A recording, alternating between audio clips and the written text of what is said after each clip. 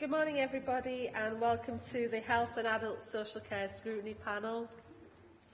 Can I ask, are there any interests to declare? Yes, I'm a member of SWIFT. Thank you. Any other interests to declare? No.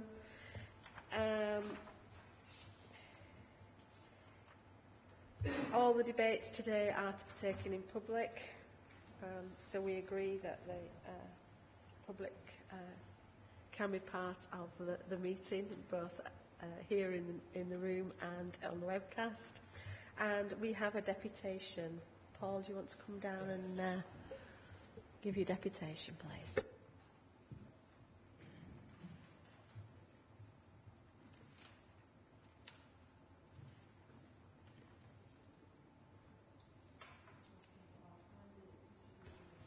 Yes, you can be pleased to know it's going to be a lot less than that.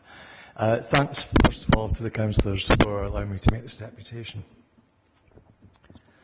This is concerning the Mental Health Rehabilitation and Recovery Engagement, Communication and Equality Plan. The report that is coming before you requests that you sign off the plan.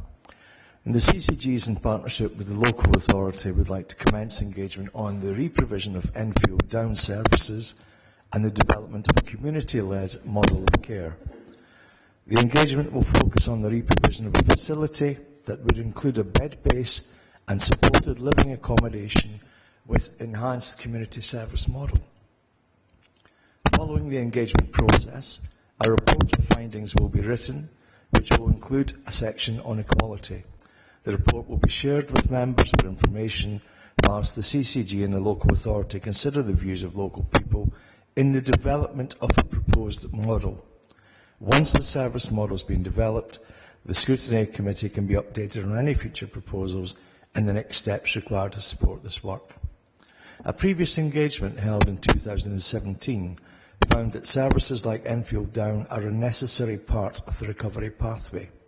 There's an extract from the findings on page 7 of the plan before you, and I would ask that the committee obtain the full findings of that engagement if you have not seen the report before. Section 6 of your introduction paper states that background papers are available on request and are included within the CCG's Programme Management Office. I would urge you not only to obtain these, but would also request that they be placed in the public domain on your website, along with the 2017 engagement report, in order that the public and service users are aware of them. You will not be surprised that I believe there's a strong possibility that a new proposed model is already in development.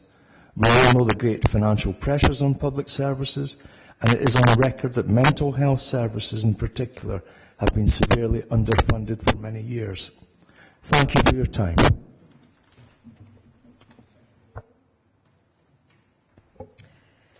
Okay then, we'll move to item 3, which is the Adult Social Care Offer Consultation.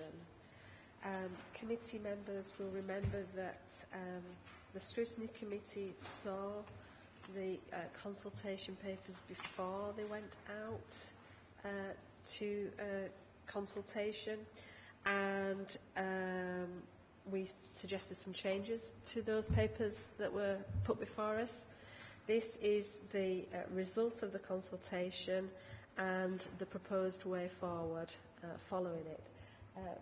Does anybody want to say anything before we ask questions? Thank you. So this consultation, just to remind members that our absolute intention here is to work in a way where we're very transparent with the people that we work with, that we promote their dignity through their levels of choice and control, and their absolute understanding around the resources available to people to plan their care and support, and some policies there that help us to be explicit around how the governance around those arrangements, which would be the direct payment policy.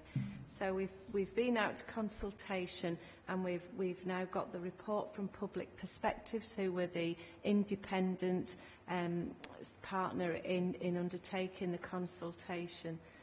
So it's really for people to comment about what they feel there. There's a number of themes that have come out of the consultation that we're very committed to.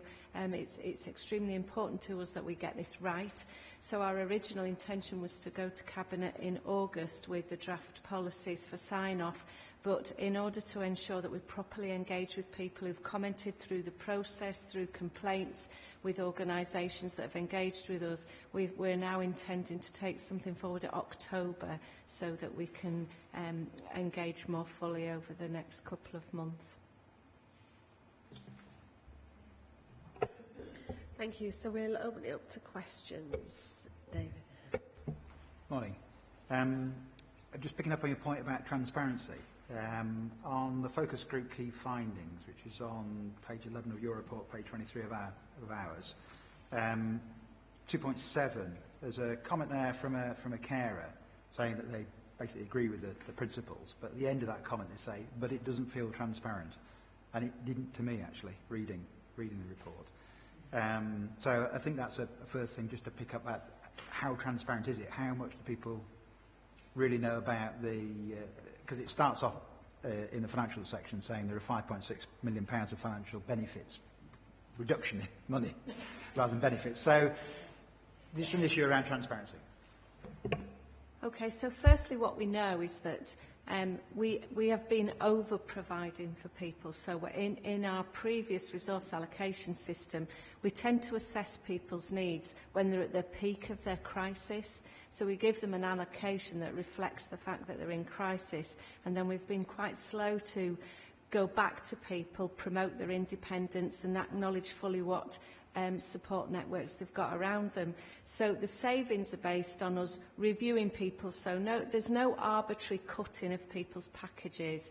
So there's no sort of, we're going to take 10% off everybody. This is around us going back, reviewing people in the light of they're out of a crisis. They've maybe got equipment in the home now, adaptations done that have lessened their need. Maybe their carers feeling more resilient. So we're going back and reviewing, and that's what the savings are about. But the importance there is that people are reviewed and we are assured of the sufficiency of the support that's going into them going forwards.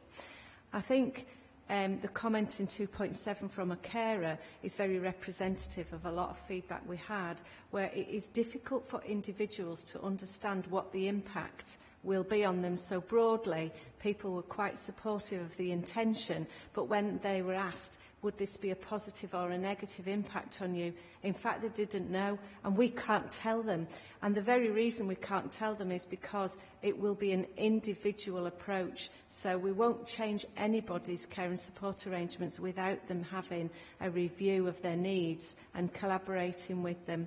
And then in doing so, the tool that we're going to use will be very transparent and understandable to people so that they can understand how that indicative budget has been built up.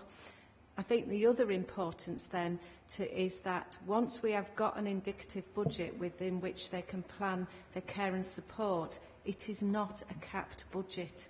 So we will still be looking at using our professional reasoning to understand where people for a short term maybe need an increased budget, or to get a better outcome for a small amount more. We will be using our discretion to support that better outcome. So it's a starting place for a discussion, but we've been testing because we've got a resource allocation system now that's not fit for purpose. So we've been testing some of our hypotheses as we go through with people who are coming through reviews and reassessments. We seek their consent for them to be engaged, and the feedback there, both from the staff and from the users, has been quite positive.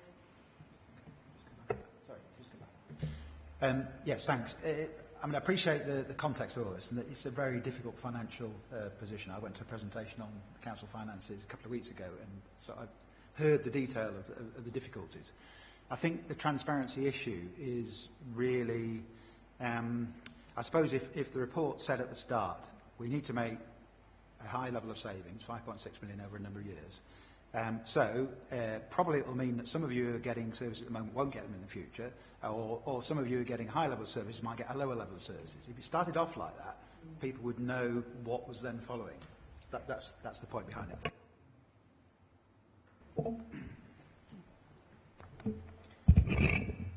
Thank you. If I could just come back to the whole research exercise. You collected a great deal of data, and I wondered in doing that, and it's going back to some of the points we raised previously, I wondered how the various data sets informed each other.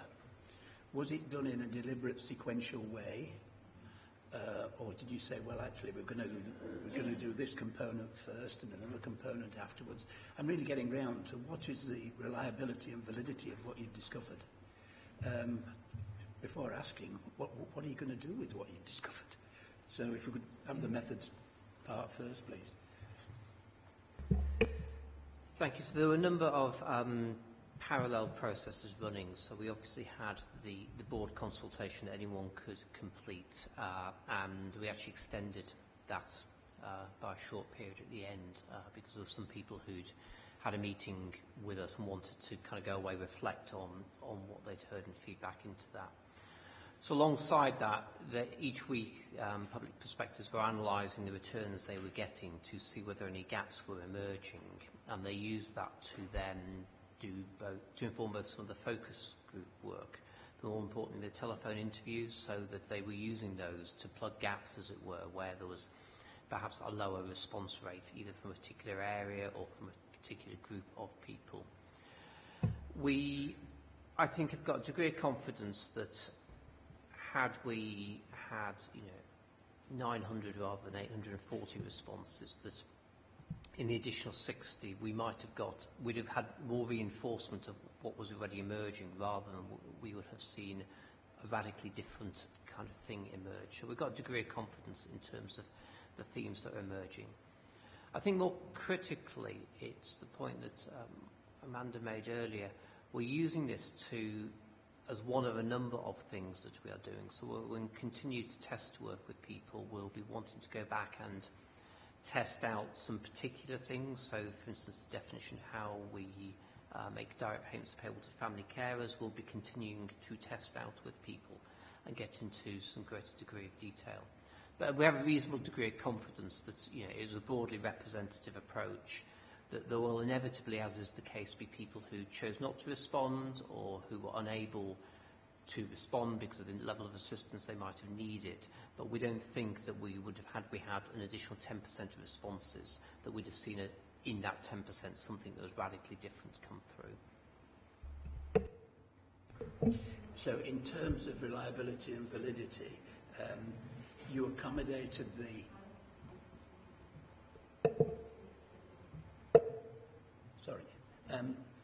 you accommodated the 9 groups that you identify, and in particular within those, could I ask how you accommodated people with dementia?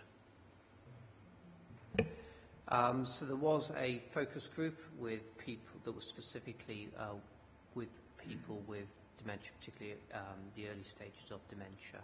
But additionally, through our work with family carers, we went and talked to carers groups, and obviously we recognise that for some groups we are less likely to be getting a response directly from the individual, but more likely to be getting a response from a family member on their behalf.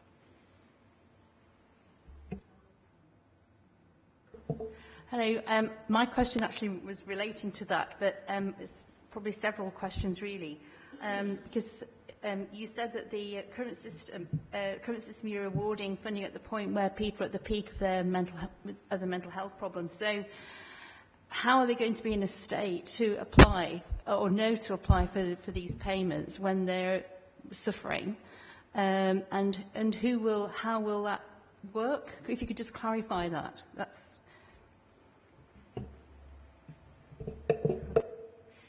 So this is about a funding resource that's available to all adults who are accessing social care, and as part of, so they will present to us as an adult in need of who looks to be in need of care and support.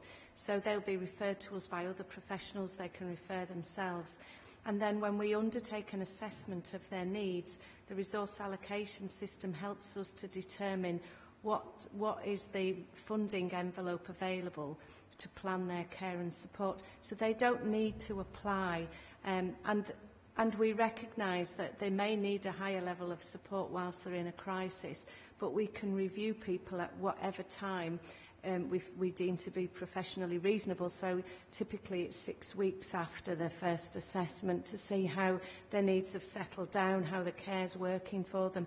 And people can have the option to plan their own care and support. So some people who are more able to do that, people, for example, people with mental health problems may, in a time of crisis, want the social worker to take the lead on planning their care and support, and then we will do so where they want that to happen.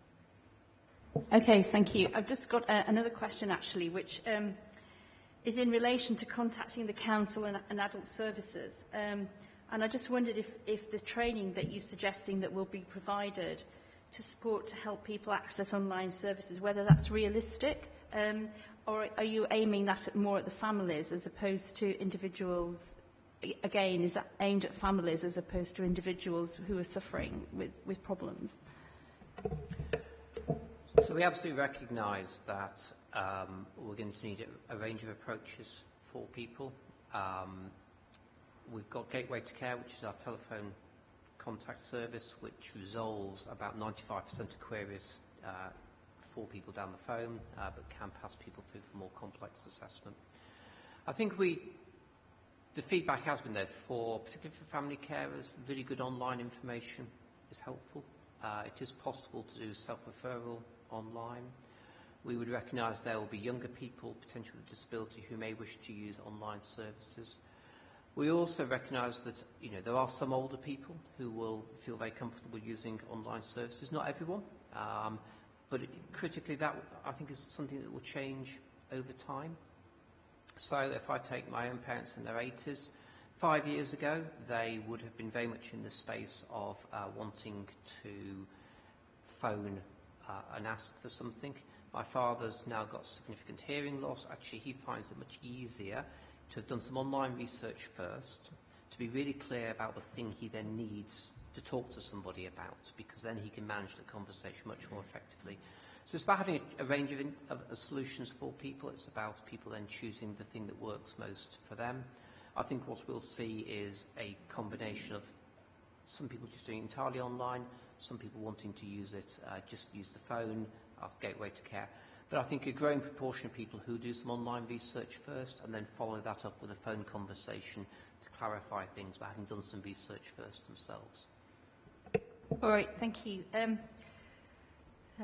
I've just got one other question. It's relating to this really, and it's how can you be sure that there won't be people that will slip through that net, that you won't capture them? They won't be. They may just will not be able to, for some reason, whatever it is, they live by themselves or they don't have close family, and they may just slip through the net. I mean, do you envisage that would possibly happen? Social care is very reliant on working as part of a system, so we do rely, if someone doesn't approach us, we will then rely on their GP, a district nurse, if they're in contact with other healthcare services, making contact with family, friends, neighbours, making contact. Probably the really big dilemma for us is where we have a neighbour make contact because they're concerned about an individual. That individual has capacity and says, actually, I'm okay.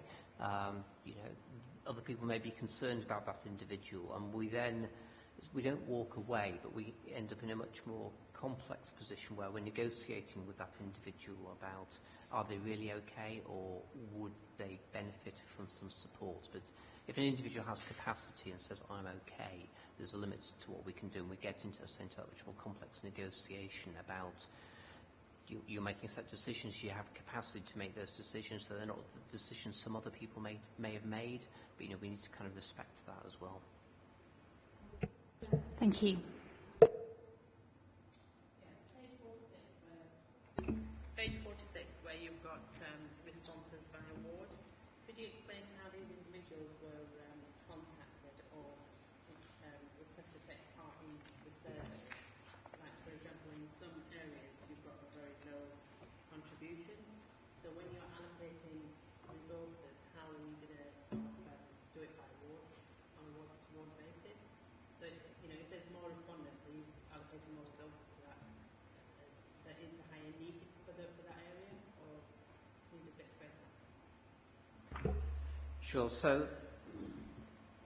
any allocation of resources on an absolutely individual basis, so it's not related to geography at all. So that response rate is purely about the consultation. There are a number of things. So some of it was an open consultation, so anybody could choose to respond. We then did, as I said, some kind of follow-up work was done by phone to plug some particular gaps. If there's a gap, it would be because a particular geographic community or ward has very, very different needs to any other ward in Kirklees, and therefore in terms of the consultation feedback we may miss something. But we don't allocate money at a ward level, we allocate it to specific individuals. So what we do know is that because adult social care is means tested, that in areas that would have a population that either has more high levels of income or more savings, we as a council will typically be providing less support into those areas because people will be making their own arrangements. And those areas where incomes and savings tend to be less for people who need social care, we're likely to be playing a greater role. But that's related to the characteristics of individuals rather than to a ward. So this consultation feedback does not result in an allocation of funding to any ward at all. That's to an individual who might need care. In terms of the assessment, you do the assessment and you're looking at like a 6-week waiting time. If an individual has quite complex needs, how do you have the resources within your teams to give that individual more time and resources, or are they sort of put on a pecking order and you just have to wait until it's their turn basically in line? So to clarify, the 6 weeks we'll typically do a review. So say an older person has had a fall, broken their hip, been admitted to hospital, we would obviously be involved to support their discharge home. There would typically be a home care package or perhaps some reablement that goes in to help people get back on their feet, to become more mobile again. We might put some adaptations in. And we'd be aiming to go back 6 weeks later or thereabouts to say, right, you know, it's now 6 weeks since you've been discharged from hospital. Hopefully the bone is healing properly, you are becoming more mobile. What do you need going forward? So it's not a 6-week wait per se, it's a kind of review after 6 weeks to see whether the things we put in at the point of crisis to get someone out of hospital are the things that someone will need longer term, or whether things have now settled down after that crisis and a different long-term solution is needed, or indeed actually the person's now independent, getting on with their life again, and isn't going to need any further support from us.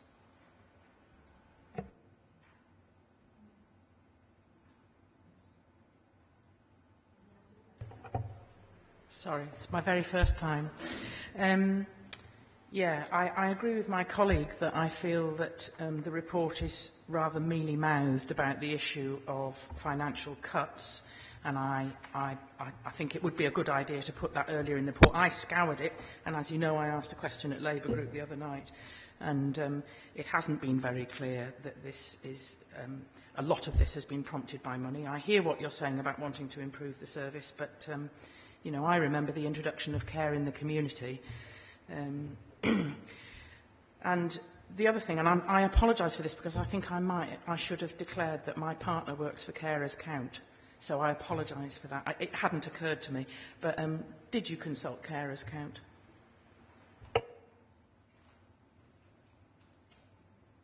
We need to go back and check with public perspectives. We just certainly welcomed it because it was an open response, and we had responses from a number of organisations. We just certainly welcomed a response from Carers Count, and we can pick up through the next piece of work, which is the more detailed work on things like our policies, a conversation with Carers Count. We know that it's an organisation that individuals from previous engagement work we've done very much value.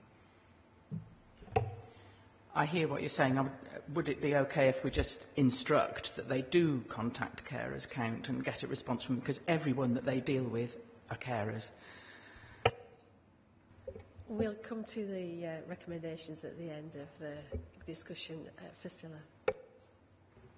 Thank you. Going back onto your consultations, you spoke about doing focus groups, and council has had two workshops, one in Dewsbury, one in Huddersfield. Why was the focus groups always in Huddersfield? And I know lower down on your report you stated that obviously transport was provided, but Kirklees is massive. In terms of some of the areas in the north, it's not possible for anybody to come to Huddersfield unless it's medically really, really needed to do so. So why was the focus groups only always focused in Huddersfield? It's on the paper. It's on the paper as it says. So some of this was about the availability of groups who wanted to, in a sense, put themselves forward. So we made contact, as public perspective, made contact with a wide range of groups that we were already in contact with. There would have been an ask whether people were willing to host a focus group. I think what we've then got is the results of those organisations that wish to host a focus group. Again, the numbers involved in the focus groups were small. What they were, in a sense, a way of probably having a conversation, teasing things out in a more extended way, in the same way that the conversations we had with the carers groups were a way of testing out ideas rather than just getting a straightforward kind of yes-no response that you got through the consultation document. And again, likewise, I'd suggest my experience of the two members' sessions was that they were a helpful way of having a dialogue rather than just going through and kind of completing the consultation form per se. Can we just clarify this, please? Because on page 18 of our papers, page 6 of your report, it says the focus groups were held in a central Huddersfield location. Okay. It also says that visits were respectively Creative Support in Huddersfield, Wavesday Centre in Slathwaite and the Denby Dales Centre. And the visits gives the number of service users on that report that were involved in those visits. Do you feel that that is a fair reflection of visits across Kirklees? So I think it's back to, we used a range of approaches to try and get a broad range of kind of views. So, we held a carers event in Dewsbury. You could contend we should have held one in Huddersfield, as well as the specific meetings we had with carers groups.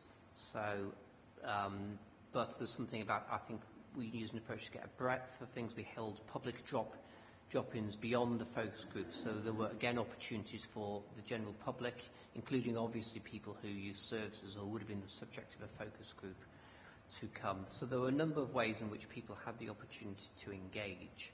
I think if the panel has views that an additional focus group in a particular place would have yielded a significantly different result, it would be helpful to understand what different results might have come from talking to a particular focus group, other than the opportunities people already had.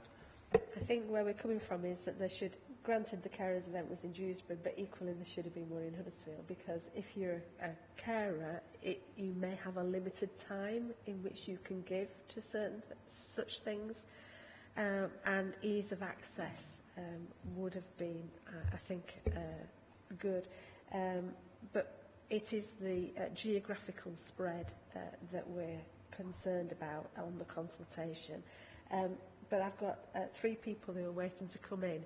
So, David, Alison and Habiban.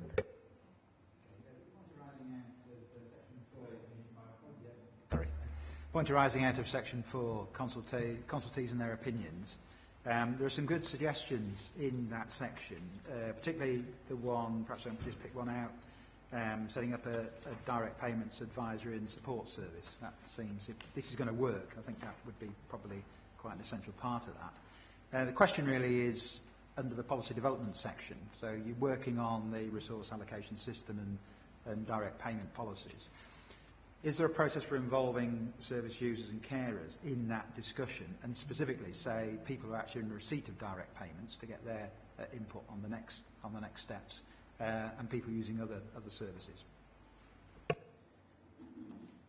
Okay, so the plan is, and is that we will engage with people who have expressed an interest in, or in fact they've expressed some concerns with the current arrangements, to share with them draft policies for them to comment on and things. And it's that reason that we've put the Cabinet report back to October, to give us enough time to do that properly.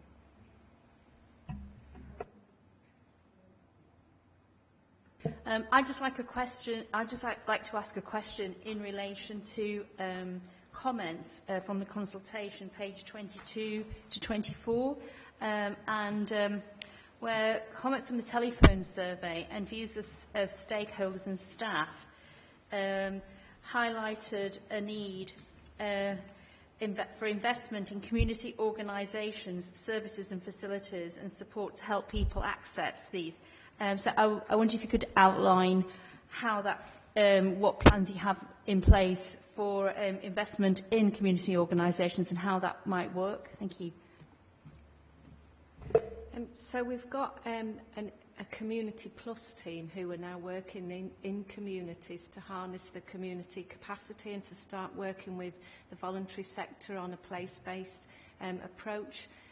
That is under development at the minute, so last year there was a lot of new work coming on stream. We've got a head of service who leads on that work. And so I think the comments reflect some concerns that our approach to having a strength-based way of working, where we harness community capacity, will only be effective if we've got adequate community services who are supported and coordinated. And I think now we're more assured that that work programme has stepped up and is becoming more embedded. Thank you. It's more of a comment really. In terms of the engagement and access to carers, my concern is that you sort of engage with the usual individual service users, or the ones that are usually confident to attend some of these groups. Now, if individuals are not already in the system, or they haven't got access to some of these groups, I'm concerned that we've missed them and they may have slipped through the net. So how are you going to proactively try and engage with those individuals? Because some of these organisations or groups that you're talking about capacity building, I mean, particularly in Valley East, I've not seen any of that engagement so far. Maybe it's something that hasn't come to our attention. I mean, I'm aware of some of the hubs that have been set up, but in terms of the actual capacity building or work at ground level, it's zero. So, from my perspective for Valley East, I'm concerned that you may not have engaged with the people for this service. You may have missed out. So one of the challenges which you touched on is, we know the people who use social care services. We know statistically how many people in the future might use social care services. We don't know who those prospective social care users are. And social care typically is something that people come to at a point of crisis. And so whilst we've, the telephone survey so whilst there are a number of things which were opportunities for people who might in the future need social care services to become engaged, it's one of those things where often people don't think about it until they absolutely need it.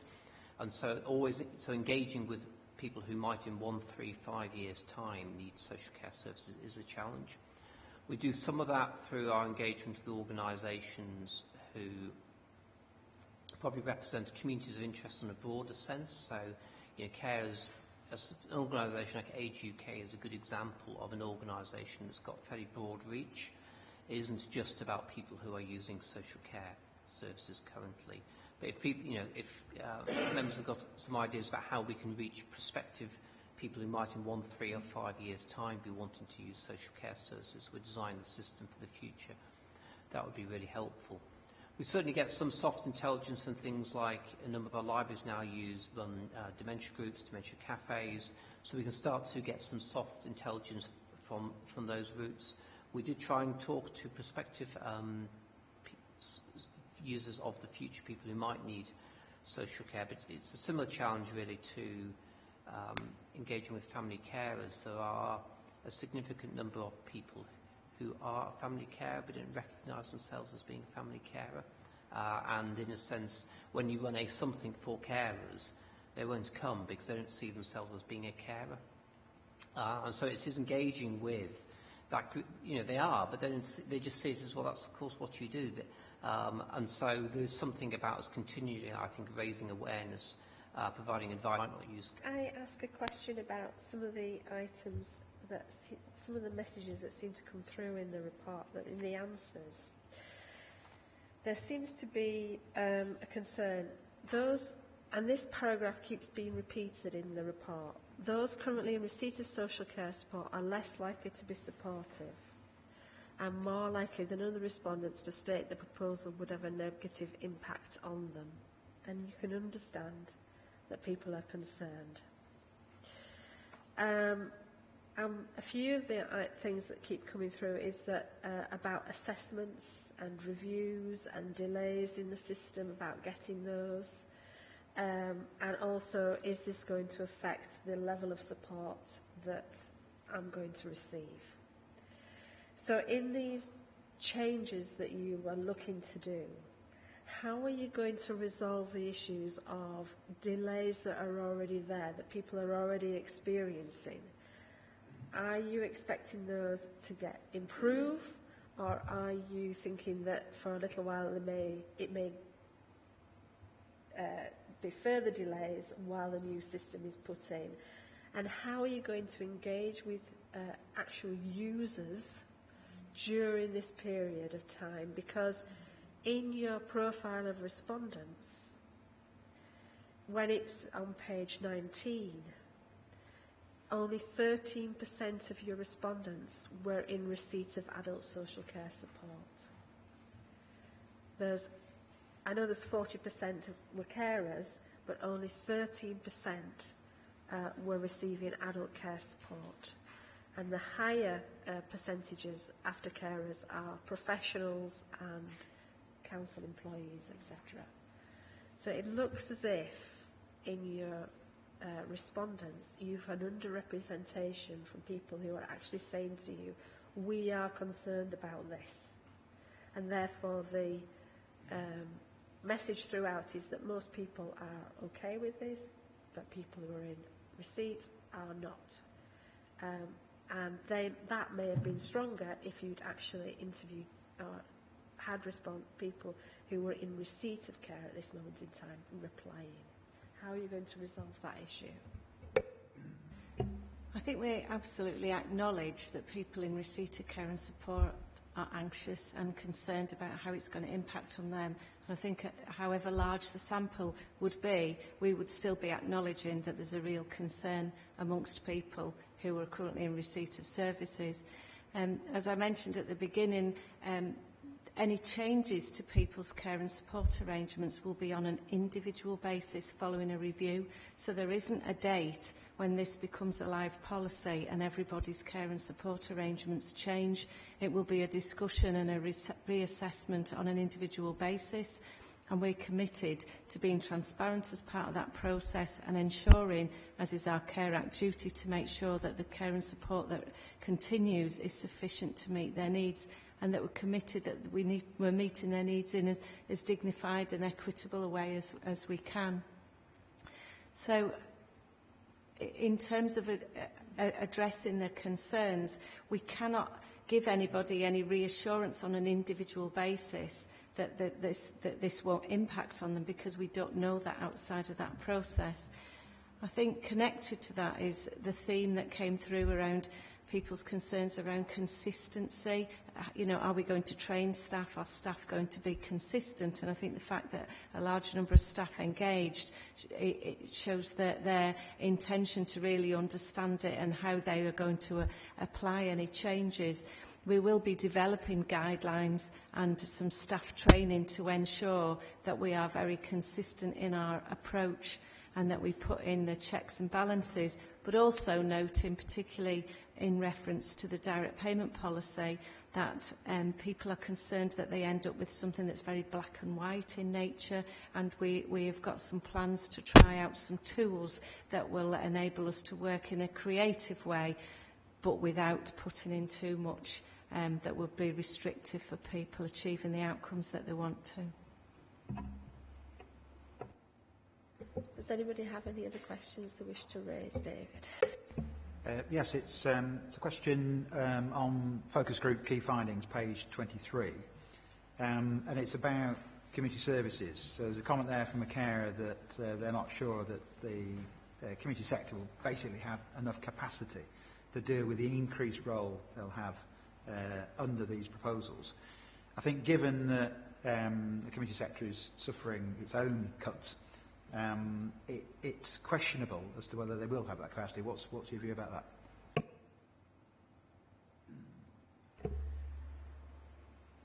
So I think in some ways we've already got things that exist but which we've not connected people with.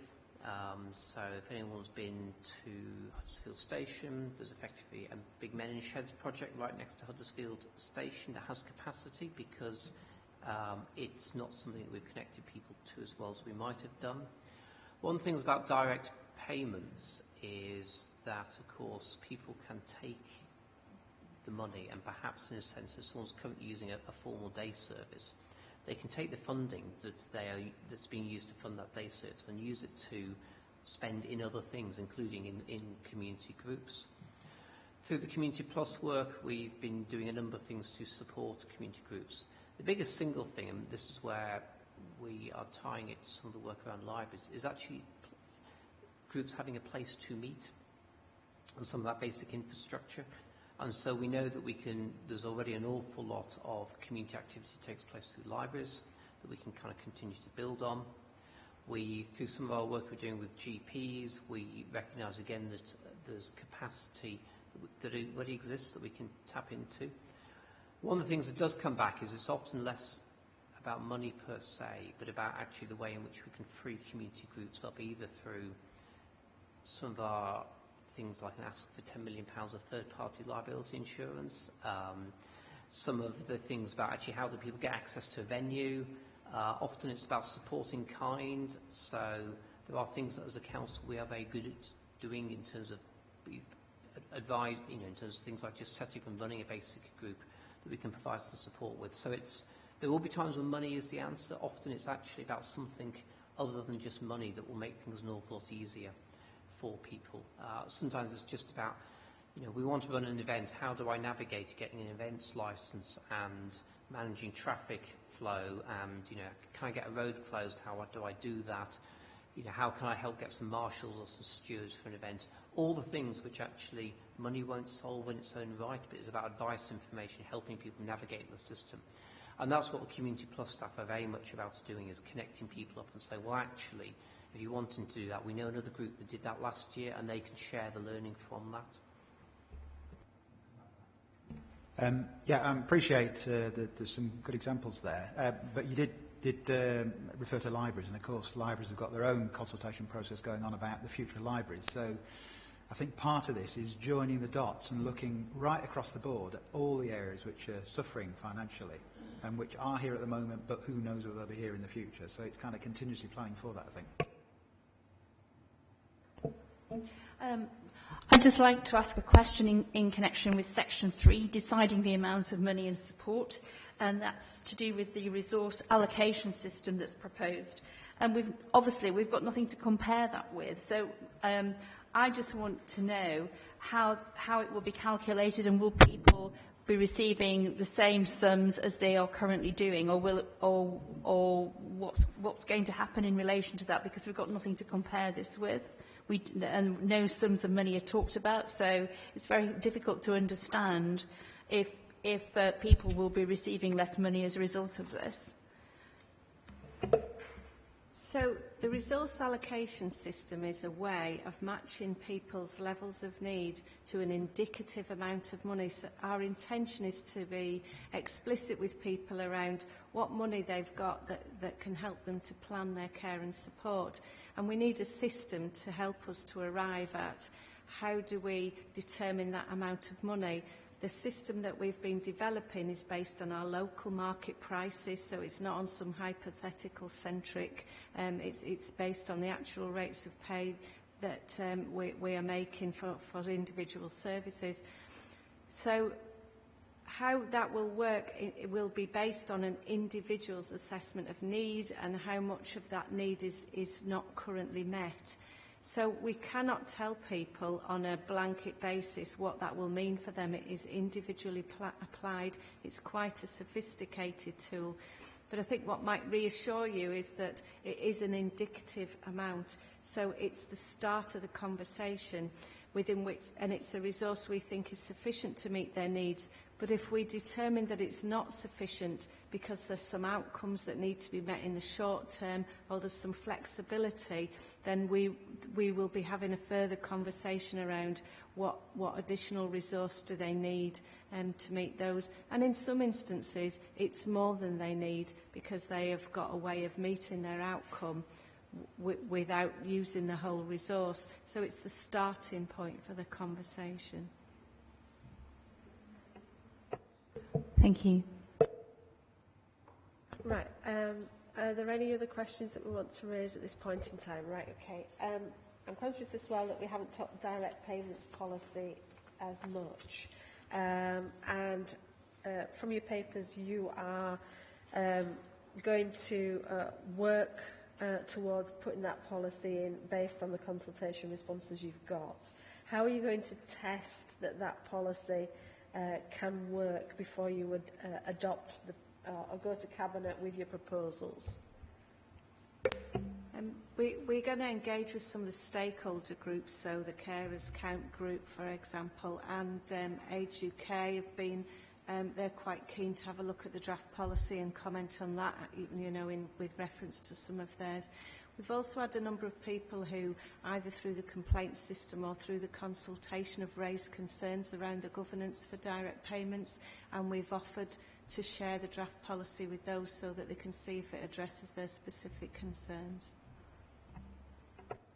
So, Chair, I know that this panel's got a very busy work programme, but we'd also really value the opportunity, I think, if there was time to do a one-off, perhaps rather than a formal session like this, but a one-off kind of workshop in which we could run through a draft of the policy and receive comments from the panel in that way.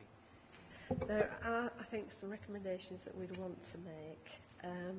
So if I'll make a summary of the notes that I've got, okay, and if people just want to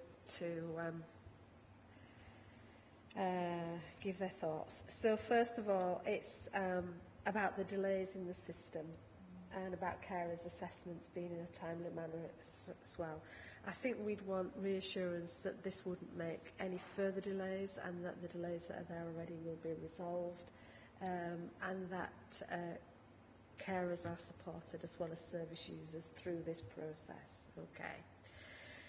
The community sector capacity, I think we've asked questions around that this morning about concerns as to whether the community sector capacity will be there. So I think we'd want to see how that is proposed, that will increase in your proposals. The user voice is not as strong, I don't think, as it should be through this consultation. And I think we'd want to know how you're going to resolve that going forward in the next few months.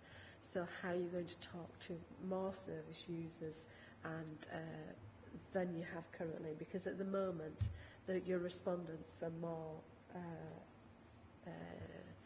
people who may not be using the system as much. I realise that you're looking for people who will maybe be using the system in future as well as current. But that service user voice just is not quite as strong in your consultation, I think, as perhaps we would have hoped. And about accessibility of support, I think we'd want to know how it's going to become easier for people to access support, especially if they don't have a family network there to help them navigate through digital, etc. Yeah, I think we'd want to know how your system is going to improve on that. I mentioned about engagement with other groups as well, so we need to see how you're going to do that. And your direct payments policy, I think, yes, we'd like to have a look at the draft of your direct payments policy for discussion, and your tools that you're going to use for your resource allocation system. Okay. Have I covered, Peter? You want to bring something else in? Sorry, just another suggestion. I didn't raise it, but how is this going to articulate with other agency, with interagency working, in particular with care closer to home, with GPs, you mentioned, and with acute services?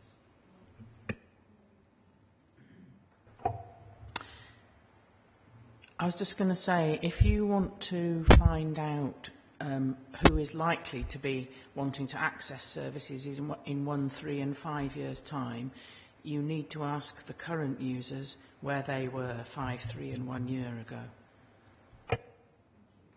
David? Yeah, just whether it be worthwhile to be a bit more upfront about the financial context and the implications of that. Yes. Yeah, I think so.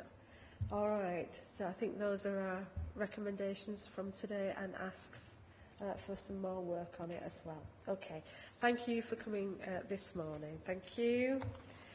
Right then, we'll move to item 4, communication and engagement, mental health rehabilitation and recovery services transformation. We'll just pause for a moment while we make sure that everybody's here for that. Thank you.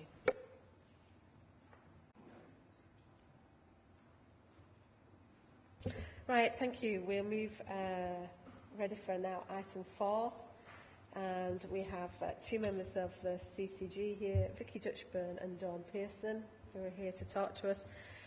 This report has come to scrutiny for initial discussion on proposals, so that we can have a look at the engagement plan at this early stage. On the CCGs, in partnership with the local authority, commencing engagement on the re-provision of Enfield Downs services and the development of a community-led model of care. So before we move on to questions, do you want to give a summary of what you wanting to achieve? Thank you. Hello, thank you for letting us come today. Some members are new, I don't recognise everybody, but a number I do. So you'll recall we probably came about 5-6 months ago with some initial findings following some work we'd done on our mental health rehab services. At that time, we shared some of the gaps that we'd identified with yourselves about our local provision. What we were clear about is that people are receiving services, but we have a range of services that are delivered. Some are delivered locally, but we also talked at length at that meeting about the number of people who go to out-of-area placements for rehabilitation services. And our intention, based on best practice, new guidelines that are available and some new national directives, was to try and repatriate people where possible, but to develop some local services that would meet the needs of the majority of our people. What we recognised is that any services we develop may not meet 100% of need, and there may still be occasional requirements for individuals to go out of area in very extreme or specialised placements.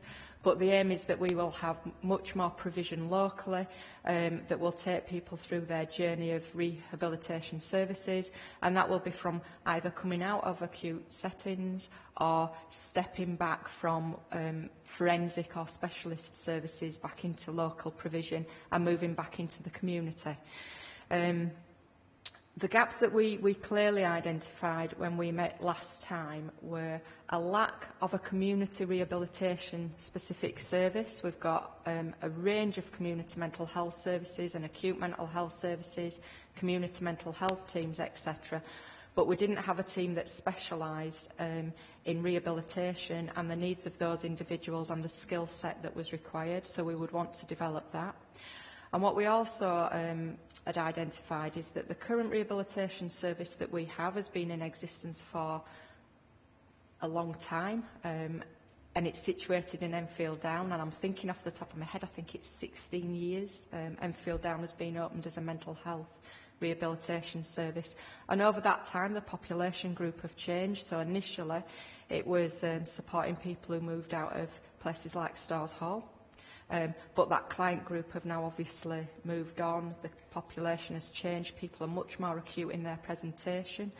And the layout of Enfield Down does not meet current requirements, both for quality of provision and the safety of individuals, which is why we see a number of individuals going out of area. What we find is there's 8 entrances and exits to Enfield Down, so being able to keep those relatively safe, keep the patients safe, has proven difficult.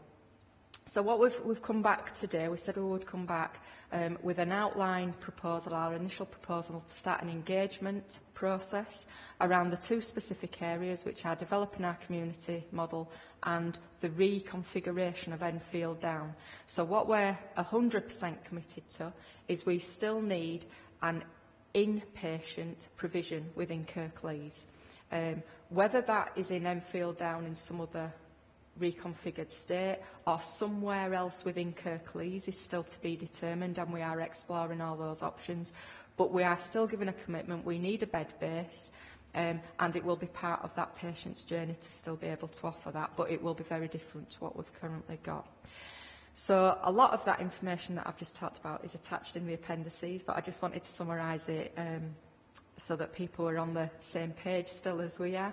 And what we've brought today then is the outline engagement proposal that we want to take out to our public, our service users, our staff, to help us develop what that model is going to look like so that we can take that forward. I wonder if I could ask, please, about whom are we talking about? I mean, I assume that these are people with residual psychotic problems who are not easy to manage under other arrangements. Okay, yes, so we have a range of individuals who will need some form of rehabilitation services. That's the reason why we want to do pathways that go from community right through to specialised. The people who will need the bed base, so the inpatient facility, are the people who will have extreme complex presentations. That a lot of them will have had quite a significant history because they will have been through secure services either at a medium or a low forensic type level, or will have a very similar presentation, because part of what we would like to try and achieve is for some people is avoiding having a forensic history, so that if we have the right pathway in place we might be able to divert some people into more appropriate settings to prevent that extreme. So we're talking about people with potentially medical or legal problems who are a security risk or a risk to themselves or to other people? Some, yes. Bearing in mind that people will go through very detailed assessment process. Some people may have been on a medical legal section, but may have had that revoked, and they may be stepping down, but they will be still subject to some form of restrictions while we test people's suitability, rehab potential and move on potential.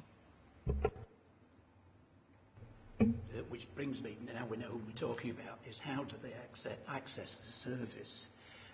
Because we've, the other commissioners, the providers are not here, but we know that you need you need 3 good A levels to be accepted on a lot of what your providers have on offer. It's not easy to get into, and I wondered if you could articulate for us what this CCG access panel process is, please. Okay. Excuse me. So the panel process that's referred to in here is about the funding of a suitable placement for individuals. So the individuals and patients are already in services. They may well be in secure services. They will have active case managers who have been working with them. They will be subject to care programme approach review, so they'll have been having 6 monthly reviews through their journey in services. It will be a multidisciplinary team that will have determined that somebody is ready for discharge from their current placement and provision, whether that is in a forensic setting or in an acute hospital. And the CCG panel, what they do is the professionals come together, it's a multidisciplinary meeting, the case managers come and present the case, will present the types of presentation and facility that they think the individual will need, and the panel is just securing the funding. So the CCG panel is just about securing funding. Purely about paying for it, not determining whether they... Yes, morning. It's a bit of clarification, really. On the original report we got, in section 2.2, there's a section on services currently commissioned and then service provision not currently commissioned. In the revised report, there's much less in that section. Are we considering all the stuff in the original report, or is it now just a part of that we're considering? Yeah, we summarised it down into the revised report. We didn't think it was easy reading, so we'd had somebody write the report for us. We didn't think it was easy reading. Following discussion with Councillor Smage, we condensed it down so that what we were bringing back was the engagement plan, because that was the bit that we wanted to discuss today. Okay, and as far as Enfield Down's concerned, in the original paper, there's the reprovision of the existing service, albeit changed because your focus is going to change, and the proposal of a new build unit at the site as well. That's the way I read it anyway. Is that right, well, it shouldn't have been read that way because there's no decision being made about that at all. So the proposals that we do know is we do need an inpatient provision, and we will be re-providing that within Kirklees.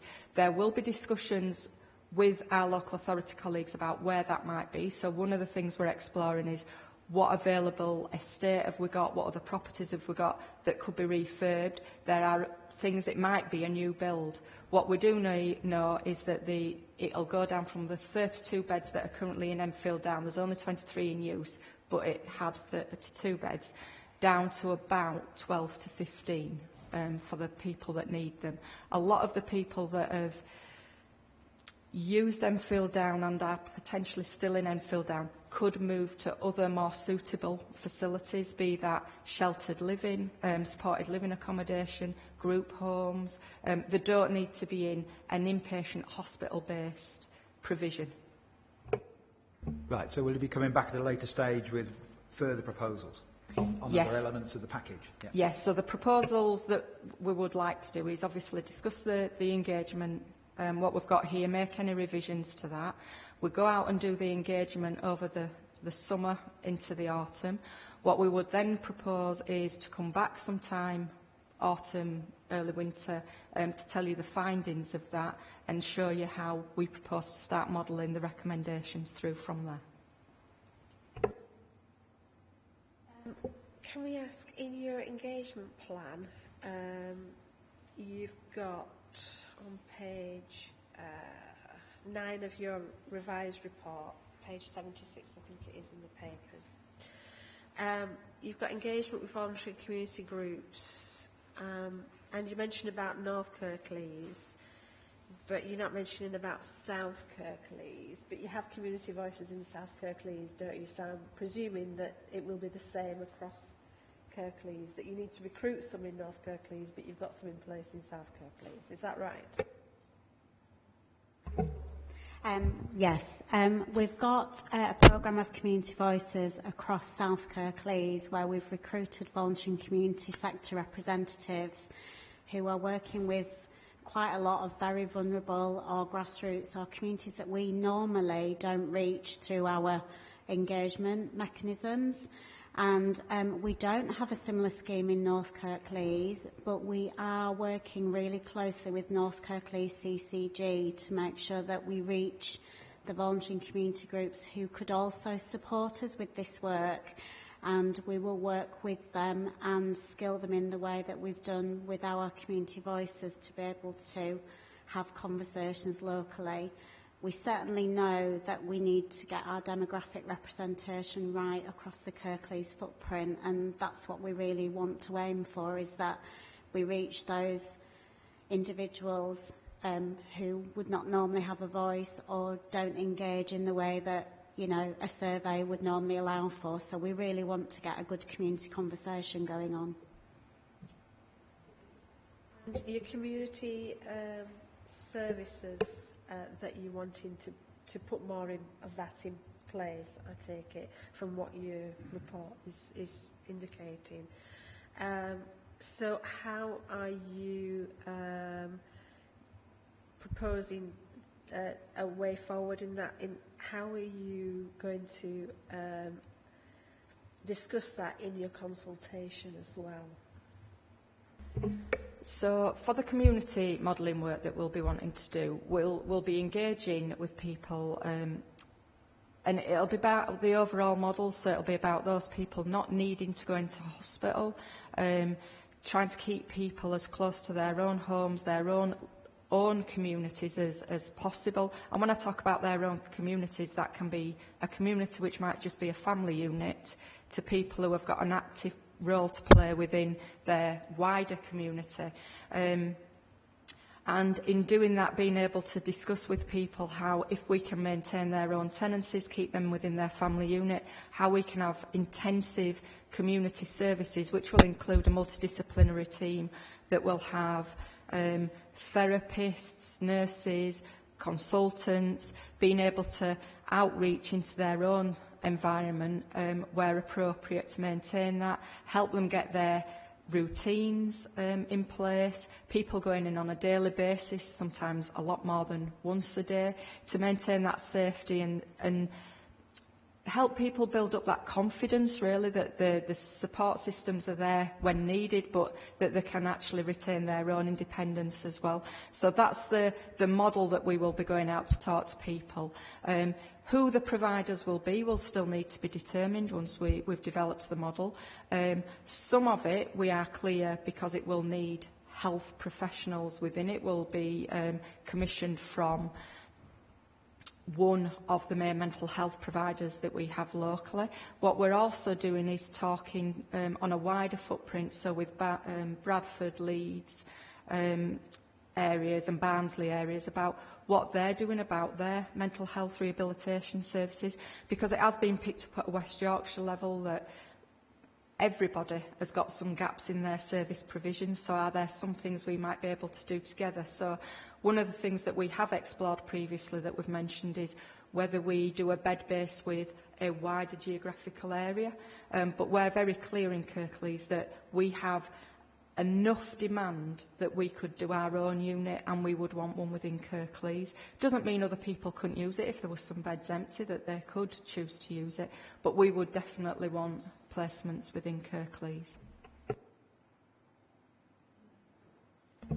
Yes, just on the there's a reference in the report, section 5, on the engagement that's already taken place with the consultation that was at Enfield Down. One of the comments there is that only 8 responses were received from family carers and 2 staff care responses. Looking at the consultation that's coming up, if you're going to be consulting with carers and service users or people who have used services, are there some lessons to be learned? I'm thinking, I know it's a difficult area, but in terms of perhaps a more specialised form of consultation which takes note of people's disabilities or lack of capacity in certain areas? Yes, it absolutely will, and it's really important to understand that we're in an engagement phase at the moment, so it's not a formal process, it's not consultation. And that's really important for us, because engagement is about gathering all the intelligence we need to inform a decision before we actually start putting proposals forward. So the idea is that we know that current services only meet the needs of certain people, and if you want to understand if it will meet your community's needs, the conversation has to actually go wider. So people might not use the service because we've never talked to them about the service, and the aim of an engagement is to throw our stakeholder group wider. We know that people who are in the service will need some more support to have the conversation, and the last conversation we had was completed by the service provider, which might not be ideal. People might not want to talk to a service provider about their experiences, and we appreciate that. So what we want to do is deploy more volunteers to support some of that work, but also to throw our net a bit wider. So it isn't just about current service users, it could be about potential service users. This could impact on anybody, and we want to understand communities, what communities need from a facility as much as the people who are using the service. So we'll use a range of techniques and methods to reach people. I think the timeline is a challenge because we've given ourselves 7 weeks, but I don't think it's not doable because we've got some great volunteers who are really trained to talk to people and already having those conversations anyway. So it's hoped that, you know, we will get a really good full representation and be able to present that to you at a next meeting. Can I just come in on that? The other bit that we've identified is because a number of people end up in out of area placements and have done for a number of years because either we haven't had the facilities local. Through our mechanisms, we're also going to reach out to them about what they might have liked to see differently and how they think that might have had an impact on their care pathway. So we're going to make sure that we do that, and we've taken some of the learning from some engagement we've done on learning disabilities as part of the TCP programme. So every review for an individual with learning disabilities, you have an independent or an expert by experience, which could be a service user, a carer, who's not directly linked to the service user, so they are there in an independent, but they can ask different questions and they can see the individual on their own, so they don't feel that they're pressurised because it's a professional asking the questions. Yeah, I was just going to ask, are the volunteers trained or will they be trained in working with people who have difficulty in communicating on that point specifically? Yeah, we'll certainly be recruiting people who are very well used to communicating in those areas. So from our Community Voices Voluntary Sector Group, they go through training and they work with their own communities. But what we'll be looking at is identifying individuals who work within services or systems who've got the skills and who understand how to involve people. And, you know, we need to deploy a range of mechanisms to do this. So we want to make sure that we do get people to be able to give their view and feel safe doing that and feel like their view is being valued. So although we will have a survey, that isn't the tool that we'll use in those conversations. We'll, you know, be very sensitive. You can use a survey in many ways to aid a conversation, to do a discovery interview, to just let somebody tell you their story. And that's why the engagement bit is really important for us, because it is the bit where we gather the most rich information. When we get to a consultation, really, we've narrowed those options and we're asking people to make a decision with us. But what we really want is to really understand what's going on and what people really feel about services. So the more intelligence we can get in different formats, that won't matter. We'll make sense of all of it, and hopefully we'll have a range of different things in the report that include survey views, stories, things that actually tell people's experience in different ways. So, can we just clarify, just before I bring the next question in, the process that you're going to follow? So you had the engagement in 2017 where there was a limited number of people that took part. So this is this yourselves going out to engagement again? And then when you've done the engagement and you put your proposals forward, would you then need to consult? Would there be, do you think there may be a need to consult, or would you have to take that decision at that point when you had your plans in place? And are you going to base the plans on the I get consultation engagement, the words mixed up. Are you going to base your plans on the engagement that you are doing now, rather than the engagement that was done with only a few people giving responses previously? Okay, so in terms of how we'll review the information that we've gathered, we'll review all of it because all of it is fairly timely and relevant. So what we don't want to disregard is the things that people have already told us. It's really important that they've already told their story to us and that we value that. We'll also look through other mechanisms, so complaints, PALs, will look on websites like Care Opinion, NHS Choices, you can usually get stories from there as well. So what we'll want to use is everything that we can gather that helps inform a decision to develop a proposal. And depending on what the proposal look like will very much depend on what the next steps are and whether formal consultation is required. So we wouldn't know until that stage, which is why we'd want to keep you updated on the process we're following. Okay, so what we're saying is that the engagement that you would base any proposals for moving forward on would be both engagements together to give you as wide a base as possible that you think you need for that engagement process. And that engagement report in 2017, is that a public document or is... It's not a public document because there are only a small number of people using the facility. It was classed as quite sensitive, so we published a summary, but we haven't actually published a full report. However, we could provide something in private, but we wouldn't publish that because it could be identifiable. Yeah, because there's just a small number of people. It is, yeah. It could be identifiable.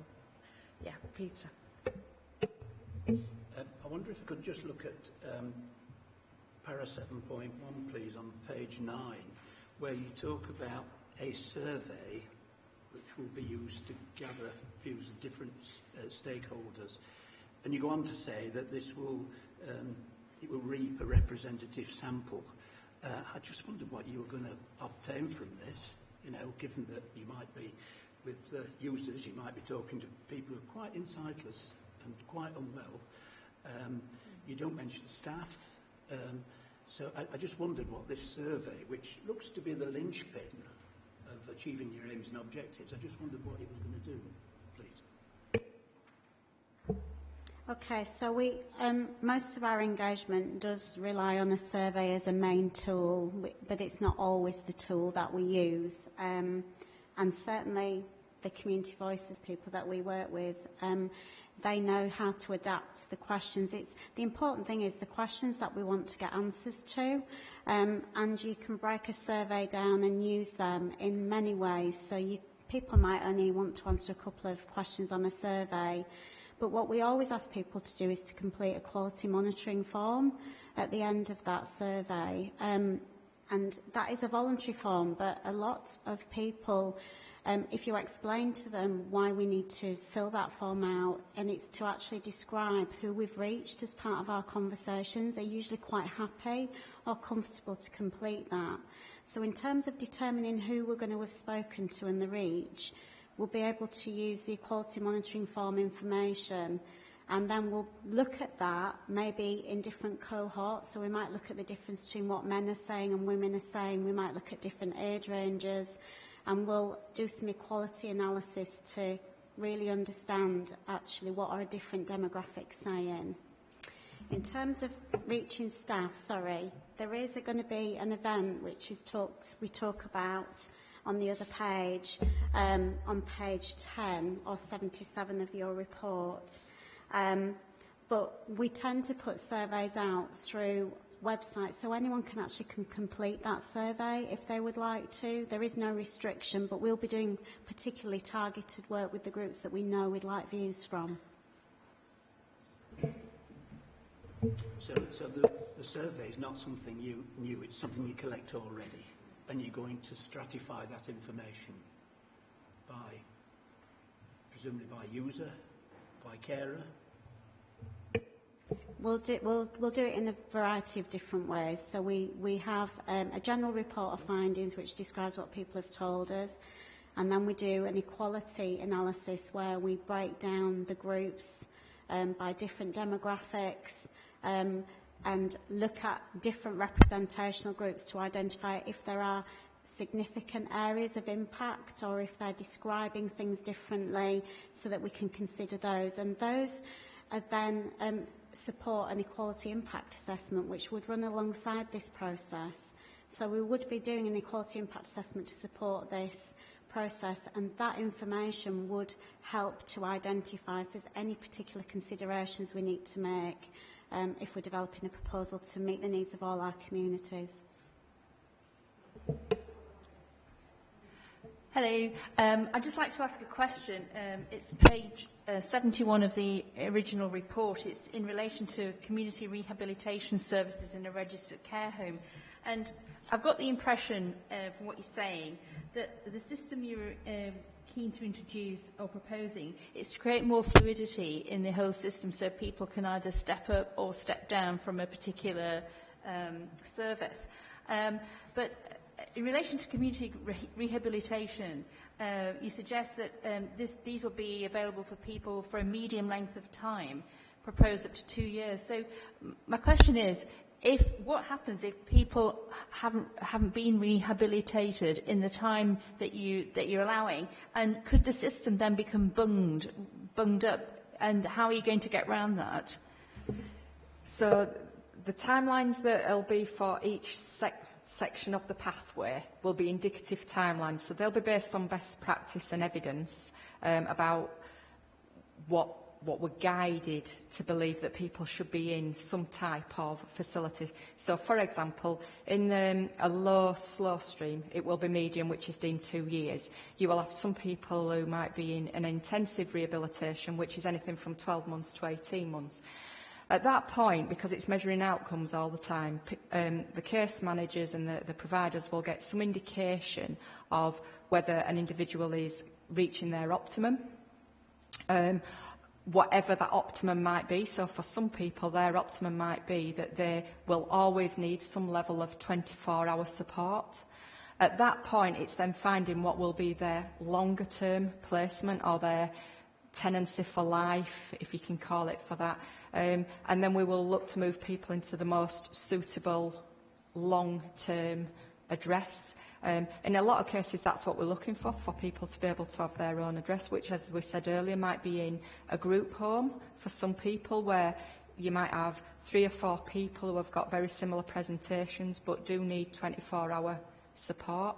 You might have some people who go into supported living, whereby they have their own address and have regular care going in on a daily basis. For other people, it could well be back into their own home, and they might only have input once every week or once every month, depending how they've developed. But everybody's journey is individual. We recognise that, and all the best practice can only give us what the average is, which is why the review process is in place. If some people need to stay longer, they will stay longer, and it will all, as I say, it'll always be reviewed. It will be on outcomes. So if people start to slow down or stabilise, it's then helping them to identify what their next move on is. The aim is that we don't bung the system up, which is why we have the entire pathway, and people will be told that you're under review, and it will be that multidisciplinary review with the individual and their carers who are involved anyway, that we move on when it's the right time for you, but people will be encouraged to move on appropriately, and until they get to a point where they're given address, they won't be told this is now your permanent placement. Okay, thank you, but I still feel that there will be people who will be, permanently, that you will not be able to move them around as much as you'd like to, or the system would like them to move, because they just will not be ready because of their long-term complex needs. So what's going to happen to people in that situation? Will they just eventually finish? Will they live their lives in a home that deals with their long-term complex needs for however long it takes? You're still going to have people in that situation, regardless. Yes, there are going to be some people who need 24-hour support for life, and we will find them a suitable placement that will meet 24-hour support. And that can range, so it won't be in a hospital. There might be a minutiae of people who might need it to be a hospital for life. I very much hope it doesn't. Some people, it might be a residential home type facility. Some people, it will be supported living, and they'll need that for life. There might be some people who do need it to be in a nursing home because they have a condition that fluctuates so rapidly. But even those individuals, and having been in mental health services nearly all my nursing career,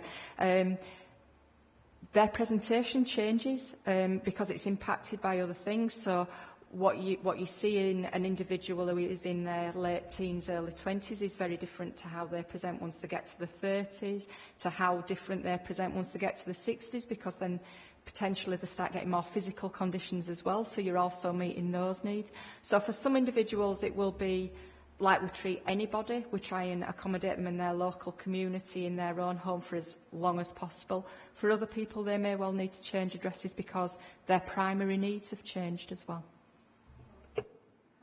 Thank you. Thank you. In terms of the methodology that you've identified in your report and some of the stakeholders that you've highlighted that we'll be working with, you mentioned that you're going to be using volunteers to do some of the research.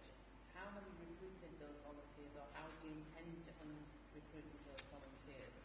And will they be from local communities who can give you that valuable information that you're looking for, or is it just going to be like a standard sort of consultation because you've got all these partners and they're quite well experienced in the work that they're delivering, and you just sort of put that information together and compile a report?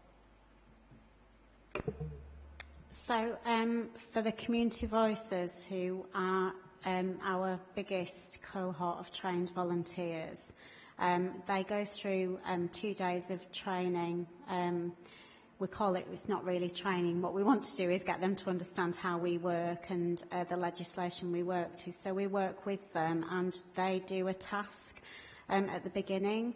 They usually, by the time we've come to do some engagement, they've already done a task as part of their development, but actually quite a lot now are really established and have worked with us on a lot of different projects. So we only ask them to reach the audiences that they are familiar with through their own networks. So we work with a volunteer group, for example, who might reach a particular group of people, and we ask them to use their own mechanisms. So the times when they would normally meet with those people, their own notice boards, their own communication channels. We don't ask them to go out into environments that are not familiar to them. But we do have, a large cohort. We've got 66 people out in the community, and a lot of the information they're bringing in are targeting audiences we would just never reach. They already understand how to talk to people and reach people and communicate. So the skills they have is quite vast. In terms of North Kirklees, we don't have that facility in there. However, some of the groups who are already working in South Huddersfield will go over to communities that they have relationships with. Kirklees, obviously, the groups don't recognise necessarily the boundaries that we're using as two CCGs, so they will have relationships in other areas. And what we do is we use those individuals to do work in other areas as well on our behalf. In terms of healthcare settings, it would be people who are familiar within those healthcare settings, so we wouldn't use those volunteers in those settings. So it's very much, we've got a range of people deployed to do different things. If after the 7 weeks of engagement we don't think we've got the reach that we need, we would need to do some more engagement, because what we hope to get is a good geographical spread. We'd hope to get a reach through all our protected groups, and particularly around children and young people as well. So we need to find different ways of reaching those, and we do have community voices who do work with children and young people and who know how to reach those. So they help us adapt our materials as well to make them suitable. Bear in mind, you've got a 7-week period from now. We've come up to the summer period, so most of those groups won't be meeting. So it's highly unlikely that you'll be able to get a good target audience. And the other thing is that some of those people that may not be in the system or may not be using the service for some reason or other during this period, if you don't reach them, what's the backup plan that you're going to be able to go back and sort of say, well, actually, that timely period wasn't correct, so we've not actually fulfilled the main objective of the engagement, but that was our own timeline? We would always, at the end of the period, analyse what we have, and if we knew there were any significant gaps, we would always extend that period, put a recommendation in that we do more. As I say, engagement is the biggest part that helps develop a proposal, because it's people throwing everything in they want to tell us. So there is usually a very good reason why we would continue something, and we are always supported with our organisation to actually continue until we do get the right audiences. So if we felt by the end of the period, I know it's a challenging period actually, and you're right about it being the end of August. I think what we'll do is we'll see where we get to. Most of our community voices are already aware that this is going to be happening, and we've got a briefing set up for them. We have had people who said they may not be able to participate, so we know who they are as well. But we're going to deliver within the period we have, and if we need to do more, we'll just continue to do more and make sure that we get the right representation to inform any proposal. Can I just make a point of clarity? So, as Dawn just said, we're not planning on actually starting until the end of August, so it goes through September, October. We're not going to do it in the summer. In the second report, on page 4, you referred to one of the two things you're going to engage about is the development of a community-led model of care. In the first report, the larger one, you referred to a community rehabilitation service. Is that the same thing? Yeah. So, in terms of how that would operate on the ground and the kind of things you might be engaging over, how closely will that service liaise with social care services, and how closely with relevant community services? And given the reference to supported accommodation that you spoke about in terms of the range of different types of accommodation provided, given that funding for that has been reduced significantly over the last few years, how does that fit in with the equation overall? So we're working really closely with the local authority. They're a partner around the table on this and have been since we started looking at the model, because they're also a partner in Enfield down with us anyway. So the community model that we will be developing will be looking at a multidisciplinary team to be able to support. So it will obviously be in partnership with local authority, having social care support in there, making sure that the assessments are fully multidisciplinary to assess people's needs. And we already have an infrastructure in place whereby when people have assessments, the assessments are considered by that multidisciplinary team and for funding by both health and social care, so that the right elements are funded by the right partner to make sure they meet the needs of the individuals without passing individuals across systems. We are working actively with, again, Community Plus. So the CCGs, through the Better Care Fund in Kirklees, have contributed some money which goes to Community Plus. So we're an active partner in developing the local communities, the services that they provide, as well as services that we jointly commission with the local authority through that mechanism. And some of the current services that we have, so we've got some women's only services, some arts-based services that will support people to maintain a routine in their life. They're under review at the current time, so we're making sure that they're going to be robust, that we've got the capacity there that we need to be able to do it. So all of that comes together to make the total offer of what we're providing, as well as having a community health provision that will be able to support people and inpatient, which are the bits that we need to get right. I did pick up that you did refer in the report, the first report, to the multidisciplinary team, and you said it would include psychology, occupational therapy and psychiatry. It would be good to actually highlight social care's involvement there, given the emphasis these days on integration. It's good to have it in there. Thank you. You mentioned earlier about the invaluable support that community voices can do, and then the fact that you've only got it at the moment in South Kirklees, and you've also mentioned you're not going to start until August time, and that you're going to try to get as many as possible from South to accommodate to do some of the work in the North side. Would it be possible for you to try to recruit some more in the North side? You've got a bit of a gap at the moment before it's actually rolled out, and it's only a 2-day course that you spoke about. And I know it's quite tricky in terms of the timings and everything like that, but perhaps, because I'm just thinking about the logistics and the geography is so different, and the needs are so different compared to the South and the North. It just needs to be a bit jigged about, rather than having to do it later on. If we manage to do it earlier on in this process, I think it would be eliminating a lot of the process as well. We're definitely going to work with who we have, but we will be doing a briefing. So any voluntary sector organisation who wants to support that work, we always brief our community voices before they go and deliver a piece of work on our behalf. So that will be opened up to anyone who thinks they want to support us. In terms of getting more capacity in North Kirklees, we are going to open up the training in September to the whole of Kirklees so that anyone can deliver the training.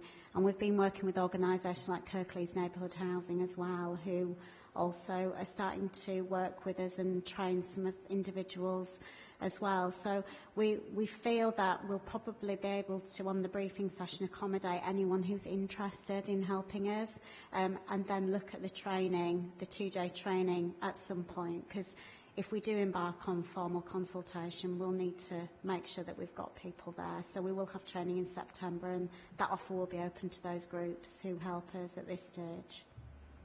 Okay, right. Just one final question, then we'll summarise.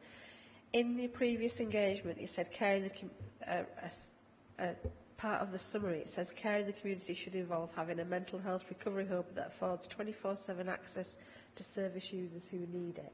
Now, this isn't the first time something like this has come up from service users. I remember in the ad hoc that we did, we discussed about having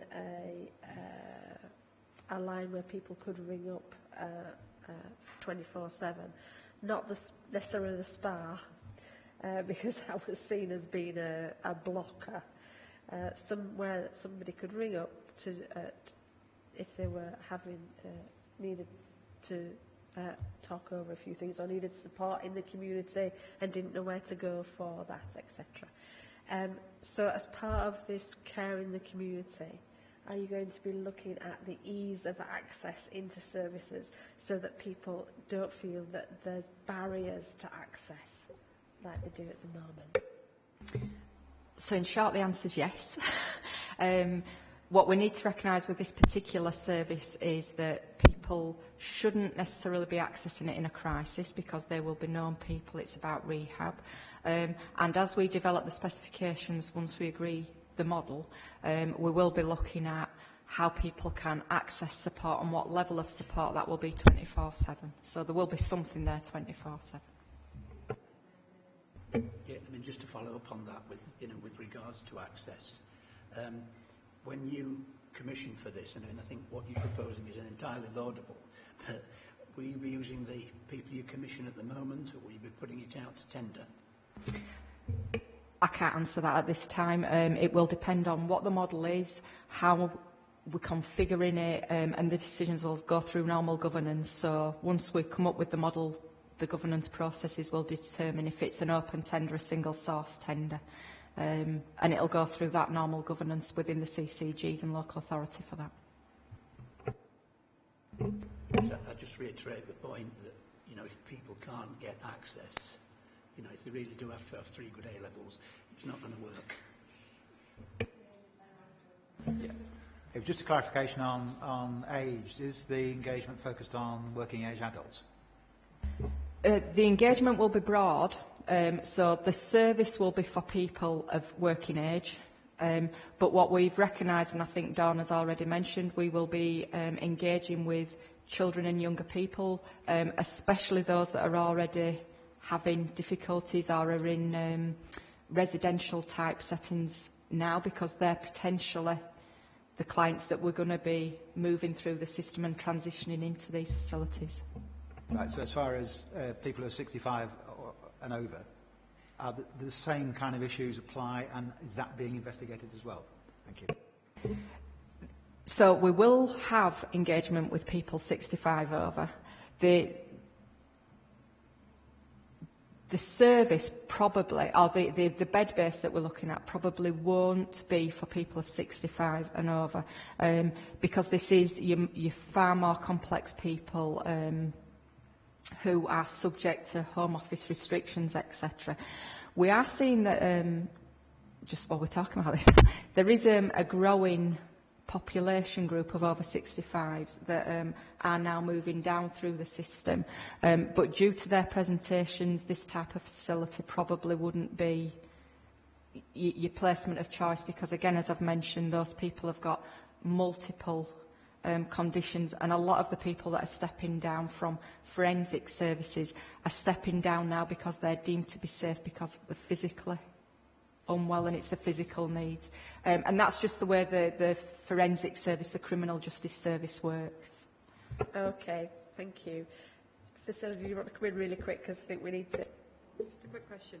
On page 68 of our report, it mentioned that you've got 20 people as inpatients. How many of them 20 are actually from outside? So 20 are inpatients at the moment that we're seeing to at the moment. How many of them are actually from outside? Because it does say 43 of ours are outside the area. So how many of the 20s are? So that was... I'll have to go back and double check, but I'll send you that through. I'll do your complete breakdown. Okay, thank you. Right then, to summarise then, the consultation, I think we've a concern about North Kirklees and South Kirklees being consulted at the same time, and the community voices having access to already established contacts within their own communities in both North and South Kirklees. And so I think we'd like to ensure that when you come back with the results of the engagement, that you have actually consulted with people from across Kirklees and across the different communities, and that sensitively to those communities. Okay. And I think we're looking for a robust engagement that engages with everybody, including service users, and we will look to receiving that report as soon as we can, so that we can comment and see whether we feel it has been as robust as it should be, and that we noted that you've said that if you need to lengthen the engagement, you will, to ensure that you get people from the different communities across Kirklees involved. All right. Okay, thank you. Is that a fair summary of what we're... Right, okay. So really quickly then, we'll move on to the work programme. Now, in August, we will be having wheelchair services and the Kirklees Health and Wellbeing Plan. That's currently on the schedule for August. We've also had notification that NHS England are looking to re-procure orthodontic services across Yorkshire and the Humber, and they're asking for feedback before the 31st of July. So we will put a draft together for circulation to the Committee on Orthodontic Services. We've also been asked as well if we could look at fetal alcohol spectrum disorder. And so the proposal is that is for myself to do some investigation as lead member at the beginning to see what exactly is needed. Okay, so we'll do some initial investigation before we decide how to proceed on that matter. And the date of the next meeting is the 14th of August. Thank you very much, everybody, for attending today. Thank you.